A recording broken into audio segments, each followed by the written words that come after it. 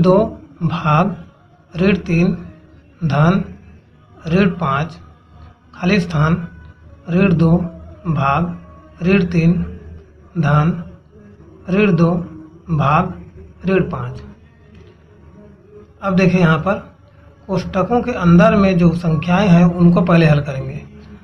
2 भाग लिख देंगे, उसके बाद 3 का 3 धन और ऋण का गुणा होगा तो यहाँ पे आएगा ऋण और 5 का 5। अब 3 और 5 ये समान चिन्ह वाले संख्याएं आ गए तो इसको जोड़ना है। 3 और 5 जोड़ करके 8 हो जाएंगे। अब उसके पहले जो भी है उसको सेम टू सेम उतारे हैं।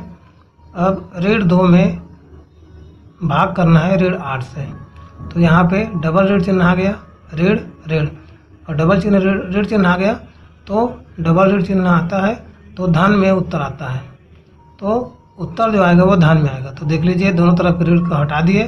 अब ये हो गया 2 भाग 8। अब 2 में 8 से भाग करेंगे तो भागफल आएगा 1 से छोटा, क्योंकि भाग देने वाला संख्या बड़ा है और जिसमें भाग दिया जाएगा वो छोटा है।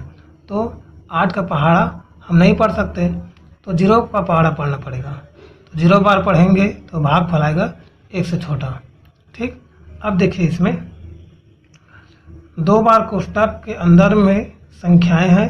अभी 9वां में देखे थे वैसे ही, तो कोष्टक के अंदर वाले संख्याओं को देखते हैं पहले। 2 में 3 से भाग करेंगे तो यहाँ भी डबल ऋण चिन्ह आ गया तो इसका भी उत्तर आएगा धन में। तो 2 भाग 3, उसके बाद ऋण चिन्ह को हटा दिया गया है। उसके बाद 2 भाग 3 बचा और 2 भाग 3 को 2/3 लिख सकते हैं, क्योंकि भाग का मतलब होता है बटे और बटे का मतलब होता है भाग। तो 2 भाग 3 आया है, उसको 2/3 लिखे हैं। अब यहाँ पर आते हैं, धन है तो धन धन धन डाल दिए। उसके बाद 2 भाग 5, उसको यहाँ पर कोष्टक हटाकर लिखे हैं 2 भाग 5। उसके बाद दोनों तरफ ऋण चिन्ह है तो ऋण को हटा दिए दोनों के।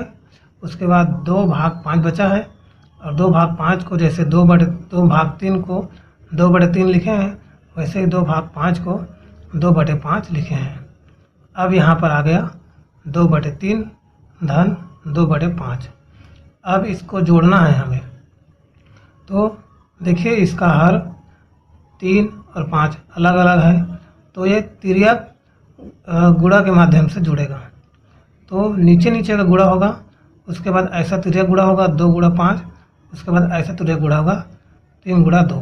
तो नीचे गुणा होगा 3 पंछे 15, उसके बाद 2 गुणा 5 2 पंछे 10। उसके बाद धन है तो धन डालेंगे। उसके बाद 3 गुणा 2 3 दूनी 6। अब यहाँ पर आ गया 10 धन 6/15। अब 10 में 6 जोड़ेंगे तो आएगा 16 और बटे 15 है तो बटे 15। अब 16/15 आया, 16 में 15 से भाग देना है।